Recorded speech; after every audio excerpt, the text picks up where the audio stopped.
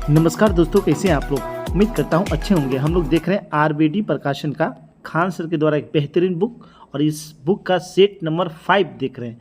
और इसका आज हम लोग 50 प्रश्न देखेंगे और 50 प्रश्न को बहुत विस्तार से समझने का प्रयास करेंगे। चलिए स्टार्ट करते हैं और देखते हैं आज का पहला प्रश्न। प्रश्न है, human para influenza virus HPIV से कौन सा आयु वर्ग गंभीर रूप से दुष्प्रभावित होता है। तो बच्चे जो है, बच्चे सबसे अधिक इससे प्रभावित होते हैं। तो आंसर हो जाएगा ऑप्शन नंबर ए। हाल ही में वैज्ञानिकों ने ह्यूमन पैरा इन्फ्लुएंजा वायरस के अटैचमेंट को ब्लॉक करने का एक नया तरीका भी खोजा है। यह वायरस जो है बच्चों में होने वाले श्वसन संक्रमण का प्रमुख कारक है। इससे बच्चे की अक्सर मौत तक हो जाती है। इस बीमारी के कारण 30 से 40% से अधिक बच्चे मर ही जाते हैं। तो यह बहुत खतरनाक वायरस है। चलिए अगला प्रश्न है, लितानी नदी में बड़ी मात्रा में मछलियां मृत पाई गई है। लितानी मछली किस देश से संबंधित है। तो यह मछली जो है किस देश से संबंधित है इसका, तो लेबनान से संबंधित है। आंसर हो जाएगा ऑप्शन नंबर बी, लेबनान से संबंधित। लेबनान की नदी है लितानी नदी में अचानक लगभग 40 टन मछलियां मृत पाई गई। कितना? 40 टन। और यह लेबनान की सबसे बड़ी नदी है लितानी नदी। लितानी नदी लेबनान के दक्षिणी भाग के लिए एक महत्वपूर्ण जल का स्रोत है। सिंचाई और जल विद्युत परियोजनाओं के लिए वर्ष 1959 ईस्वी में इस पर एक लितानी बांध का भी निर्माण किया गया। यह बेक्का घाटी से निकलती है और भूमध्य सागर में गिर जाती है। इस बांध का जल का एक झील के रूप में एकत्रित हो जाता है, जिससे एक कृत्रिम झील का भी निर्माण हो गया है। और इस कृत्रिम झील का नाम है कारून झील। कौन सा झील? कारून झील। इसी झील में सीवेज डंपिंग से अत्यधिक प्रदूषण के कारण झील के किनारे लगभग 40 टन मछली जो है वह मृत पाई गई है। चलिए अगला प्रश्न है, जयंती नाम की झिंगुर की 12वीं प्रजाति की खोज भारत की कुर्रा गुफाओं में की गई है। कुर्रा गुफाएं किस राज्य में स्थित है। तो जयंती नाम की झिंगुर की 12वीं प्रजाति खोजी गई है कुर्रा गुफा में। और यह कुर्रा गुफा किस राज्य में अवस्थित है। तो छत्तीसगढ़ में अवस्थित है। आंसर हो जाएगा ऑप्शन नंबर डी। कहाँ अवस्थित है? छत्तीसगढ़ में। यह जो झिंगुर है, इस प्रजाति को प्राणी वैज्ञानिकों ने छत्तीसगढ़ के कुर्रा गुफाओं में खोजा। कुर्रा गुफाएं छत्तीसगढ़ के रायगढ़ जिले में स्थित है।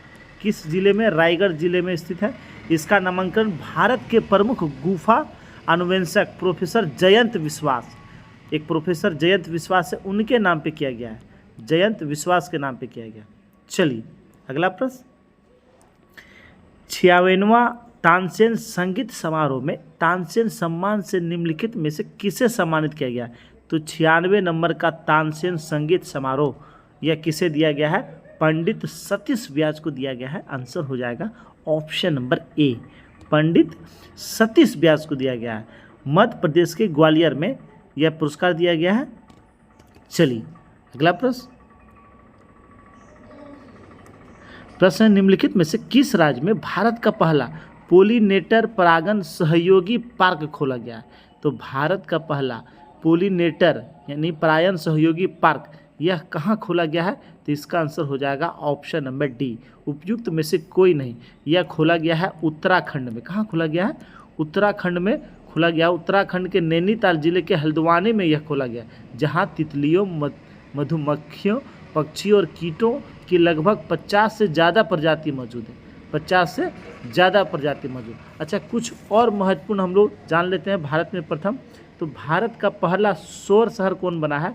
तो वह बना है सांची, मध्य प्रदेश का सांची। भारत का पहला पूर्ण ई शासित राज्य कौन बना है। तो वह बना है केरल। भारत का पहला ड्रोन परीक्षण केंद्र कहाँ खुला है। तो वह खुला है तमिलनाडु में। कहाँ खुला है? तमिलनाडु में खुला है। अब भारत का पहला 3D प्रिंटेड डाकघर यह बेंगलुरु में खुला है। कहाँ? बेंगलुरु में खुला है। और देश की पहली ग्रीन हाइड्रोजन सेल बस की शुरुआत दिल्ली में किया गया। कहाँ किया गया? दिल्ली। चलिए, निम्नलिखित में से पूर्व से पश्चिम की ओर श्रेणियों का क्रम सही है। तो ये क्रम नागा हिल्स, जयंतिया, गारी और खासोर। पूरब से पश्चिम की ओर जब बढ़ेंगे तो सबसे पहले नागा हिल्स, और ये है नागालैंड में। कहाँ है? नागालैंड में। उसके बाद जयंतिया, उसके बाद खासी, उसके बाद गारो, ये तीनों है मेघालय में। कहाँ है? मेघालय में। तो इसका ये सही क्रम है। एक जेएनके में है नंगा पर्वत। कहाँ, कौन सा पर्वत है? नंगा पर्वत, यह जेएनके में है और यहाँ नागा हिल्स है। ठीक है, चलिए अगला प्रश्न। प्रश्न है, निम्नलिखित अभ्यारण्य में से कौन सा अभ्यारण्य डॉल्फिन अभ्यारण्य की मान्यता प्राप्त है? यानी कौन से अभ्यारण्य को डॉल्फिन अभ्यारण्य का मान्यता प्राप्त है? तो आंसर हो जाएगा option number b. Option number b इसका राइट आंसर हो जाएगा। विक्रमशिला गंगा अभ्यारण्य, यह जो है डॉल्फिन अभ्यारण्य का मान्यता प्राप्त है। तो आंसर हो जाएगा ऑप्शन नंबर बी।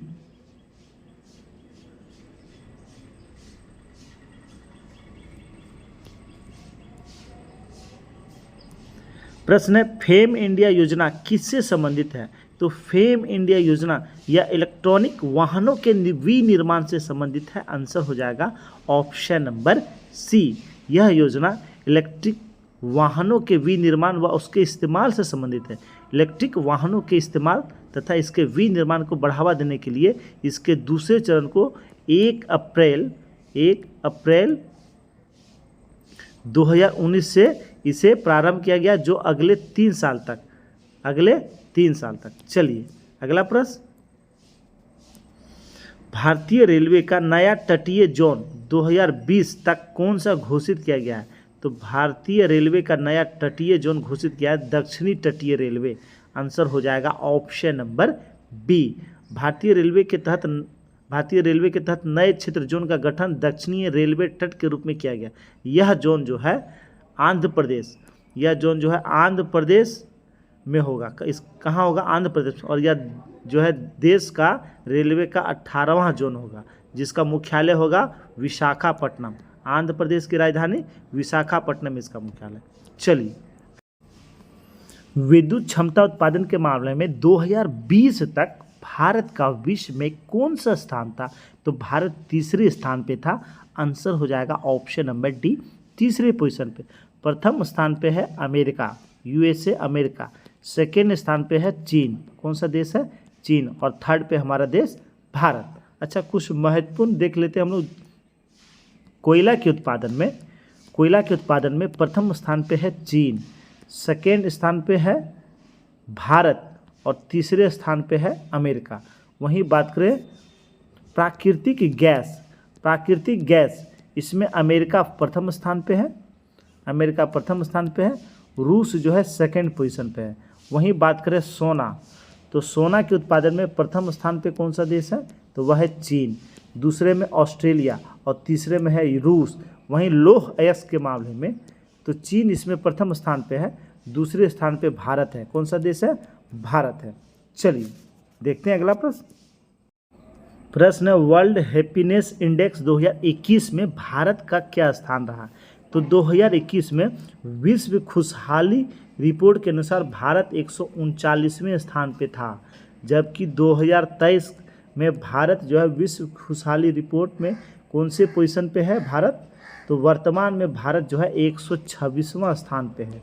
कौन से स्थान पे? 126वां स्थान पे है। और फर्स्ट पोजीशन पे कौन सा देश है? तो वह है फिनलैंड। कौन सा देश है? फिनलैंड है। विश्व हैप्पीनेस या खुशहाली। वहीं विश्व प्रेस स्वतंत्रता सूचकांक 2023 में भारत जो है 161वां स्थान पे है और नॉर्वे जो है यह प्रथम स्थान पे है। सतत विकास रिपोर्ट में भारत का पोजीशन है कितना? तो सतत विकास रिपोर्ट में भारत 112वें स्थान पे है और प्रथम स्थान पे इसमें कौन है? इसमें भी फिनलैंड जो है यह प्रथम स्थान पे है। वहीं विश्व शांति सूचकांक 2023 इसमें प्रथम स्थान पे है आइसलैंड। कौन सा कंट्री है? आइसलैंड इसमें फर्स्ट पोजीशन पे है। अपना देश भारत 126वां पोजीशन पे है। कौन से पोजीशन पे है? 126वां पोजीशन पे।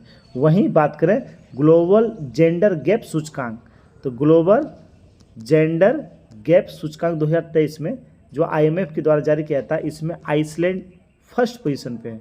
यही आइसलैंड जो है प्रथम स्थान पे है और अपना देश भारत 127वें पोजीशन पे है। चलिए अगला प्रश्न देखते हैं।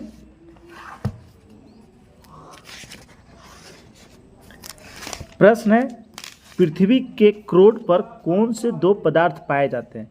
तो पृथ्वी के क्रोड में निकेल और लोहा पाया जाता है। आंसर हो जाएगा ऑप्शन नंबर डी, निकेल और जो है लोहा पाया जाता है। पृथ्वी के आंतरिक भाग को 3 भागों में बांटा गया है। पृथ्वी के आंतरिक भाग को जो है 3 भागों में बांटा गया है। पहला जो है तो वह कहलाता है कौन सा? तो यह भूपर पट्टी कहलाता है, भूपर पट्टी कहलाता है। यह पृथ्वी का सबसे ऊपरी परत होता है। इसकी औसतन मोटाई जो लगभग 33 किलोमीटर होती है। इसमें सिलिकॉन और एल्युमिनियम पाया जाता है, सिलिकॉन और एल्युमिनियम पाया जाता है। दूसरा जो पट्टी है यह मेटल कहलाता है। क्या कहलाता है? मेटल कहलाता है। यह पृथ्वी का मध्य परत होता है जिसमें सिलिकॉन मैग्नीशियम पाए जाते हैं और सीसा भी, पीबी भी इसी में पाया जाता है। वहीं तीसरा जो नीचे है यह सबसे अंतिम परत होता है जिसे क्रोड कहते हैं। क्या कहते हैं? क्रोड कहते हैं। और इसमें निकेल और लोहा पाया जाता है, निकेल और लोहा पाया जाता है जिसे नीफे भी कहते हैं। चलिए अगला प्रश्न, भारत स्थल मंडल के कुल क्षेत्रफल का कितना प्रतिशत है? तो कुल स्थल मंडल जो है उसका भारत कितना प्रतिशत है? तो भारत है 2.4%। तो इसमें आंसर हो जाए उपयुक्त में से कोई नहीं, ऑप्शन नंबर डी। भारत का कुल क्षेत्रफल है 32,87,263 वर्ग किलोमीटर यानी किलोमीटर स्क्वायर। इतना भारत का कुल क्षेत्रफल है। भारत स्थल मंडल के कुल क्षेत्रफल का लगभग 2.4% अधिकृत किए हुए हैं। आज क्षेत्रफल की दृष्टि से भारत का विश्व में केमा पोजीशन है? तो भारत 7वें नंबर पे है। कौन से पोजीशन पे है? 7वें पोजीशन पे। चलिए अगला प्रश्न है, पीर पंजाल श्रेणी अवस्थित है। तो पीर पंजाल श्रेणी यह कहाँ अवस्थित है? तो पीर पंजाल श्रेणी यह अवस्थित है हिमालय की आंतरिक क्षेत्र में, हिमाचल प्रदेश से और जम्मू कश्मीर के आसपास यह है। तो इसका आंसर हो जाएगा option number D, option number D इसका राइट आंसर हो जाएगा। पीर पंजाल श्रेणी यह JNK में अवस्थित है। कहाँ अवस्थित है? JNK में अवस्थित है, जो भारत के हिमाचल प्रदेश और जम्मू कश्मीर राज्यों के साथ साथ पाकिस्तान के अधीन जो जम्मू कश्मीर है उस तक यह फैला हुआ, जिसकी औसतन ऊंचाई है 1100 मीटर से लेकर 4100 मीटर तक, पीर पंजाल श्रेणी का। चलिए अगला प्रश्न है, निम्नलिखित सेलों में से कौन सा आग्नेय सेल है? यानी कौन से आग्नेय सेल का उदाहरण है? तो इसका आंसर हो जाएगा ग्रेनाइट और बेसॉल्ट। ग्रेनाइट और बेसॉल्ट या आग्नेय सेल का उदाहरण। आग्नेय सेल पृथ्वी की आंतरिक सतह के मैग्मा और लावा से आग्नेय से इसका निर्माण होता है। इसे प्राथमिक सेल भी कहा जाता है। मैग्मा जैसे ठंडा होता है उसके बाद यह संघनित होकर चट्टान बन जाता है। और वहीं बात करें ग्रेनाइट और बेसॉल्ट आग्नेय सेल का उदाहरण है, जबकि जिप्सम, कोयला, बलुआ पत्थर, चूना पत्थर ये सारे अवसादी चट्टान का उदाहरण है। किसका उदाहरण है? अवसादी चट्टान का उदाहरण है। जबकि मेटामॉर्फिक चट्टान तो स्लेट, संगमरमर, नीस, शिस्ट ये सारे जो है रूपांतरित चट्टान का उदाहरण है। चलिए अगला प्रश्न निम्नलिखित में से कौन सा सही सुमेलित है? तो देख लेते हैं कौन सा सही सुमेलित है। बोमडिला दर्रा सिक्किम, बिल्कुल गलत है। बोमडिला दर्रा यह सिक्किम में नहीं अवस्थित, यह अरुणाचल प्रदेश में स्थित है, अरुणाचल प्रदेश में स्थित है। सेला दर्रा अरुणाचल प्रदेश, सेला दर्रा यह जो है कहाँ अवस्थित है? अरुणाचल प्रदेश, तो ये सही है। वहीं रोहतांग दर्रा हिमाचल प्रदेश में अवस्थित है, ये भी सही है। तो इसका आंसर हो जाएगा ऑप्शन नंबर डी, यानी एक से अधिक। दर्रा क्या होता है? किसी पर्वत या पहाड़ी में स्थित निचला भाग जिससे होकर मार्ग गुजरता है उसे दर्रा कहते हैं। बोमडिला दर्रा तो देख लिया अरुणाचल प्रदेश। वहीं सिक्किम के कुछ दर्रे देख लेते हैं। सिक्किम में है नाथुला दर्रा, नाथुला दर्रा। वहीं बात करें उत्तराखंड में है नीति माना और लिपुलेख, नीति दर्रा, माना दर्रा और लिपुलेख दर्रा। वहीं बात करें पालघाट दर्रा, यह कहाँ है? तो पालघाट दर्रा यह केरल में, कहाँ है? केरल में है। महाराष्ट्र में है गोरघाट दर्रा। जम्मू कश्मीर में है जोजिला दर्रा। कौन सा दर्रा? जोजिला दर्रा और चांगला दर्रा, यह जम्मू कश्मीर में स्थित है। चलिए अगला प्रश्न, प्रश्न है, भारत में सर्वप्रथम किस राज्य में पंचायती राज की स्थापना की गई? तो पंचायती राज की स्थापना भारत में सबसे पहले राजस्थान में किया गया। आंसर हो जाएगा ऑप्शन नंबर डी। कहाँ किया गया? राजस्थान में किया गया। और इसका उद्घाटन 2 अक्टूबर 1959 ईस्वी को तत्कालीन प्रधानमंत्री थे पंडित जवाहरलाल नेहरू। पंडित जवाहरलाल नेहरू ने किया था।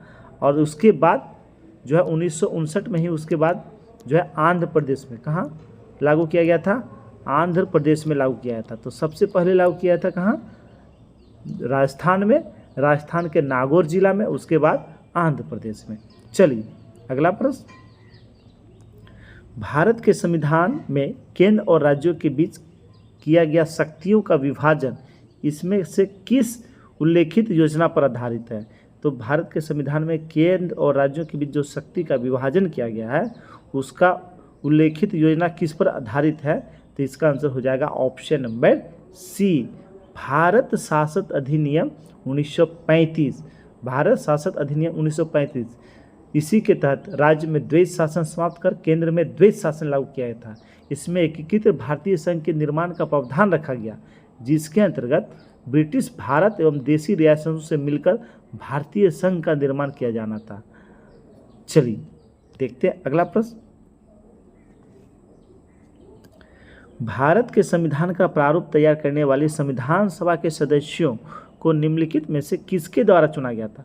तो भारतीय संविधान सभा के जो सदस्य थे उसका चुनाव किनके द्वारा किया गया था? तो विभिन्न प्रांतों के विधानसभाओं द्वारा चुना गया था। तो आंसर हो जाएगा ऑप्शन नंबर बी। क्या हो जाएगा? ऑप्शन नंबर बी इसका राइट आंसर हो जाएगा। अच्छा, संविधान सभा की बात करें तो संविधान सभा का गठन कब किया गया था? तो संविधान सभा इसका जो गठन हुआ था वह हुआ था जुलाई में, जुलाई 1946। जुलाई 1946 में इसका गठन किया था। वहीं बात करें संविधान सभा की रचना हेतु संविधान सभा का सर्वप्रथम विचार कहाँ प्रस्तुत किया था? तो स्वराज पार्टी ने 1924 में सर्वप्रथम विचार दिया था संविधान सभा का गठन का। संविधान सभा के सदस्यों की कुल संख्या कितनी निश्चित की गई थी? 389 निश्चित किया गया था। कितना किया था? 389, जिसमें 292 ब्रिटिश प्रांत के प्रतिनिधि, 4 चीफ इन कमांडर क्षेत्रों के प्रतिनिधि और 93 देशी रियासतों के प्रतिनिधि को शामिल करना था। 289 जो सदस्य थे उसके लिए निर्धारित था 296 सदस्यों का चुनाव हुआ। इतना निश्चित किया था, लेकिन चुनाव हुआ था 296 पर। 296 में चुनाव जो हुआ उसके बाद जो है कांग्रेस से 208 कैंडिडेट सदस्य चुने गए थे, मुस्लिम लीग से 73 और अन्य और स्वतंत्र से 15।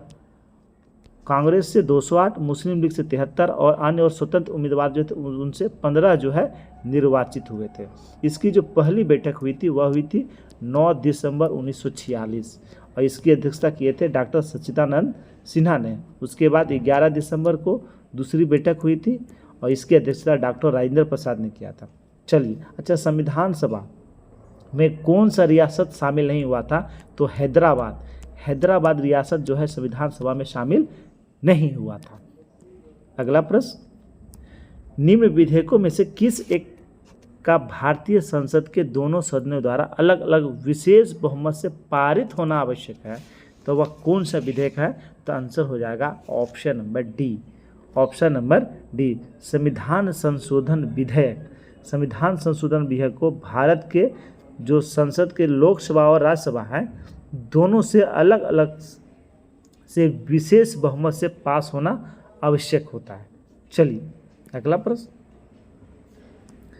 भारत में संसदीय प्रणाली की सरकार है क्योंकि, बहुत बार ये क्वेश्चन आया है, क्योंकि मंत्रिपरिषद लोकसभा के प्रति उत्तरदायी है। आंसर हो जाएगा ऑप्शन नंबर डी।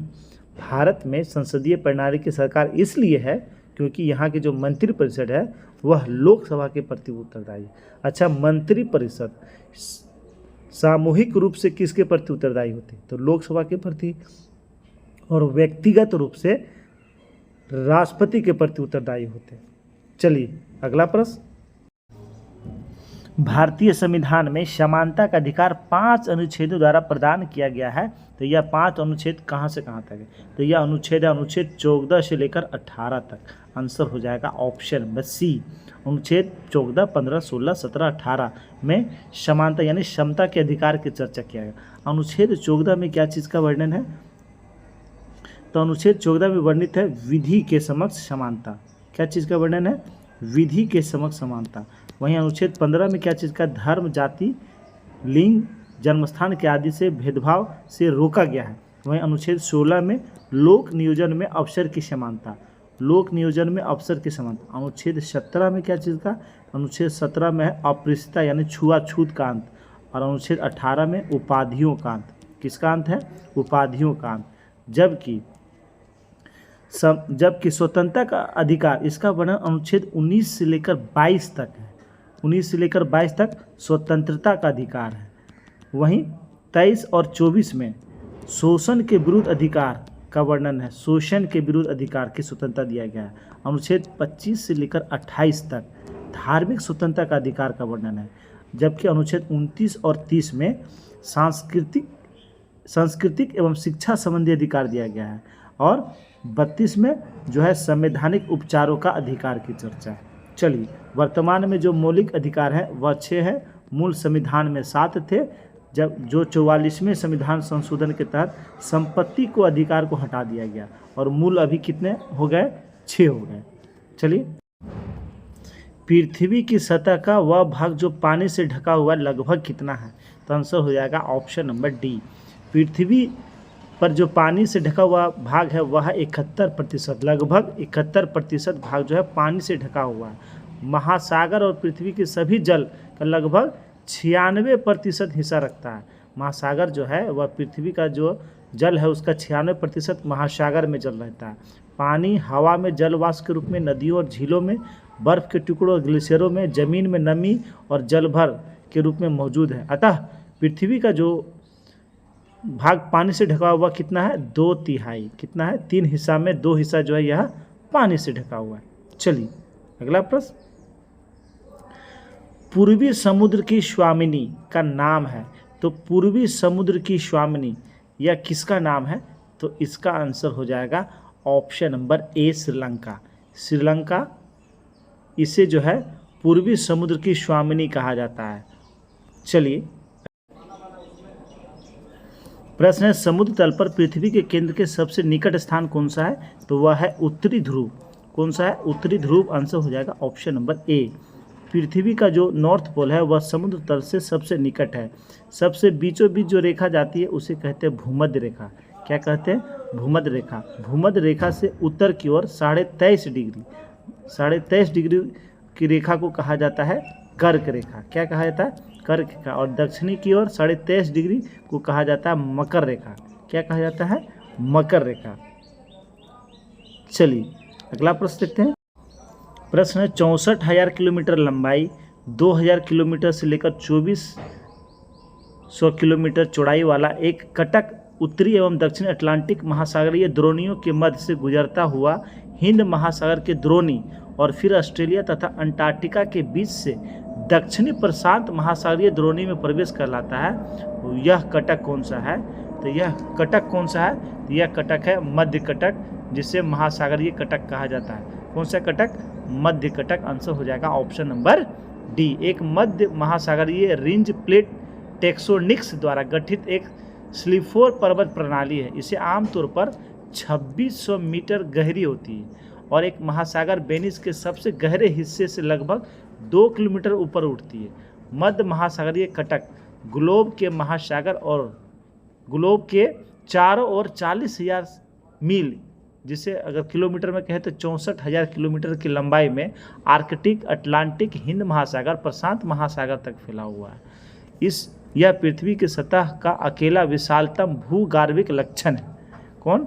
मध्य महासागरीय कटक। चलिए, अगला प्रश्न है सागरीय लवणता का मुख्य स्रोत है। तो यानी सागरीय लवणता का मुख्य स्रोत कौन सा है? तो इसका आंसर हो जाएगा option number D. Option number D इसका राइट आंसर हो जाएगा। भूमि जो है यह सागरीय लवणता मुख्य स्रोत है, जबकि नदियां लवणता को सागर तक पहुंचने वाले कारकों में एक है। नदियां जो है यह लवणता को क्या करता है, सागर तक ले जाता है। चलिए अगला प्रश्न गल्फ स्ट्रीम है। तो गल्फ स्ट्रीम क्या है, तो गल्फ स्ट्रीम यह जो है एक महासागरीय धारा है। आंसर हो जाएगा option number b, gulf stream. यह मेक्सिको की खाड़ी से उत्पन्न होती है, इसलिए इसे खाड़ी की धारा भी कहा जाता है। यह यहाँ लगभग 49 किलोमीटर, यह जो है 49 किलोमीटर गहरा है और चौड़ा है, और इसकी गति जो है लगभग 5 किलोमीटर प्रति घंटा, और यहाँ का टेम्परेचर 80 सेंटीग्रेड होता है। यह जलधारा फ्लोरिडा जल संधि से निकलकर उत्तरी अमेरिका के पूर्वी तट के साथ साथ बहती है। हेलीफैक्स के दक्षिण से इसका प्रवाह पूर्णतः पूर्व की ओर हो जाता है। और यह जो कैसी गर्म धारा है, तो यह एक गर्म जलधारा, कैसी जलधारा है, गर्म जलधारा है। चलिए अगला प्रश्न, अरब सागर के पानी का औसतन खारापन है। तो अरब सागर के पानी का जो औसतन खारापन है वह कितना है, वह है 35 ppt। कितना है, 35 ppt। निम्नलिखित सागरों में से किसमें औसतन लवणता सर्वाधिक है। तो ऑप्शन के अनुसार हो जाएगा मृत सागर। आंसर हो जाएगा ऑप्शन नंबर डी, मृत सागर की लवणता है 238। कितना है, 238। सबसे अधिक अगर लवणता पूछा जाए तो वह है वान झील का। किसका है, वान झील का लवणता सबसे अधिक है, जो तुर्की में पाया, इसकी लवणता है 330। कितना है, 330। इसके बाद सबसे अधिक वान झील, उसके बाद मृत सागर, और उसके बाद ग्रेट सॉल्ट लेक जो यूएसए में है, ग्रेट सॉल्ट लेक यूएसए में। भारत में सबसे अधिक लवणता वाला झील है सांभर झील। कौन सा झील है, सांभर झील, जो राजस्थान में है। चलिए अगला प्रश्न है, भारत के किस मध्यकालीन शासक ने इक्ता व्यवस्था प्रारंभ किया था। तो इक्ता व्यवस्था प्रारंभ किसने किया था, तो ये किया था इल्तुतमिश ने। आंसर हो जाएगा ऑप्शन नंबर ए, किसने किया था, इल्तुतमिश ने। इक्ता का अर्थ होता है धन के स्थान पर तनख्वाह के रूप में भूमि प्रदान करना। धन के स्थान पे जो है तनख्वाह के रूप में क्या देना, भूमि देना। इल्तुतमिश ने दिल्ली साम्राज्य को कई छोटे छोटे क्षेत्रों में विभक्त कर दिया। इन भागों को ही इक्ता कहा गया, और इन क्षेत्रों पर शासन करने वाले अधिकारी इक्तेदार कहलाते थे। क्या कहलाते थे, इक्तेदार। अच्छा, इल्तुतमिश, तो इल्तुतमिश वह पहला शासक था जिन्होंने 1229 ईस्वी में बगदाद के खलीफा से सुल्तान पद की वैधानिक स्वीकृति लिया था। इल्तुतमिश।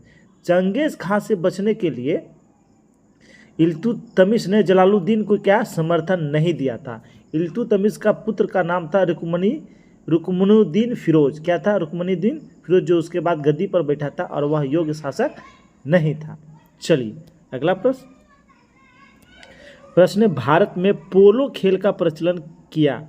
तो पोलो खेल का प्रचलन भारत में किसने प्रारंभ किया, तो ये प्रारंभ किया। आंसर हो जाएगा ऑप्शन नंबर डी, इनमें से कोई नहीं, इनमें से कोई नहीं।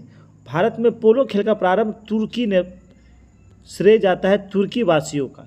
किसे श्रेय जाता है, तुर्की वासियों का। कुतुबुद्दीन ऐबक के बारे में जानते हैं, वह पोलो का बहुत बड़ा शौकीन था। पोलो जिससे चौकान भी कहते हैं, और वह यही खेल खेलते हुए कुतुबुद्दीन ऐबक की 1210 ईस्वी में गिरकर क्या हो गई थी, मौत हो गया था। चलिए अगला प्रश्न, दिल्ली सल्तनत के पराभव के उपरांत किस शासक द्वारा स्वर्ण मुद्रा का सर्वप्रथम प्रचलन किया गया। तो दिल्ली सल्तनत के पराभव के उपरांत किस शासक के द्वारा स्वर्ण मुद्रा का प्रचलन सर्वप्रथम किया गया था, तो यह शासक कौन सा था, तो यह शासक था हुमायूं। आंसर हो जाएगा ऑप्शन नंबर बी, कौन था, हुमायूं के द्वारा। अच्छा, हुमायूं की बात करें तो हुमायूं जो है हम लोग जानते हैं बाबर के बाद यह शासक बना था। कब शासक बना था, तो यह सिंहासन पर बैठा था 29 दिसंबर 1530 ईस्वी को। 23 वर्ष की अवस्था में यह गद्दी पर बैठा था। जिस समय यह गद्दी पर बैठा था उससे पहले यह बदखशा का सूबेदार था। इन्होंने चौसा का युद्ध लड़ा था। हुमायूं और शेर खां के बीच चौसा का युद्ध हुआ था 25 जून 1539 को चौसा का युद्ध हुआ था। शेर खां यानी शेरशाह सूरी, उन्हें इस युद्ध में भी इन्हें हरा दिया था। उसके बाद कन्नौज का युद्ध हुआ था जो बहुत निर्णायक युद्ध था, 17 मई 1540 ईस्वी में। इसमें कन्नौज का युद्ध या बिलग्राम का युद्ध दोनों कहते हैं। इसमें शेर शाह ने हुमायूं को हरा दिया और हुमायूं वहाँ से भाग गया, सिंध चला गया था। 15 वर्षों के बाद पुनः 1555 ईस्वी में हुमायूं जो है शासक बना था। 1555 ईस्वी में हुमायूं शासक बना था सरहिंद के युद्ध के बाद। चलिए अगला प्रश्न है 13वीं और 14वीं शताब्दियों में भारतीय कृषक खेती नहीं करता था, तो किसका खेती नहीं करता था?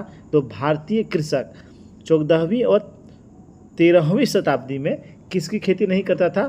तो मक्का की खेती नहीं करता था। आंसर हो जाएगा ऑप्शन नंबर डी, मक्का की खेती नहीं करता था। इसके अलावा सारे ये गेहूं, जौ, चना, ये सारे कपास, ये सारे की खेती करता था, मक्का का खेती नहीं करता था।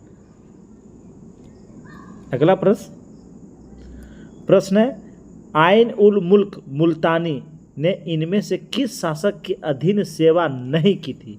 तो आइन उल मुल्क मुल्तानी ने किस शासक के अधीन सेवा नहीं दिया था, यानी किसके दरबार में वह नहीं रहे थे? तो आंसर हो जाएगा ऑप्शन नंबर डी, इल्तुतमिश के दरबार में वह नहीं रहा था। आइन उल मुल्क मुल्तानी ने इल्तुतमिश के अधीन कोई सेवा नहीं दिया था। और मुल्तानी ने अलाउद्दीन खिलजी, मोहम्मद बिन तुगलक और फिरोज शाह तुगलक के दरबार में इन्होंने सेवा दिया था, इल्तुतमिश के दरबार में सेवा नहीं दिया था। अगला प्रश्न है पेरिप्लस ऑफ द इरीथ्रियन सी की रचना किसने की थी? तो इसकी रचना किसने किया था? तो इसकी रचना किया था, आंसर हो जाएगा इसका उपयुक्त में से कोई नहीं, option number D. Periplus of the Erythraean Sea एक ग्रीको रोमन पेरिप्लस है। यह रोम के बंदरगाहों से नेविगेशन तथा व्यापार का वर्णन करता है। इसकी रचना 60 ईस्वी में किया गया था। कब किया था? 60 ईस्वी में किया था, जिसका नाम जो है अनाम है, यानी कोई उसका नाम जो है सामने नहीं आया, जो संभवतः अलेक्जेंड्रिया का निवासी था। इसने भारत में आयात और निर्यात की जाने वाली वस्तुओं का इसमें उल्लेख किया है।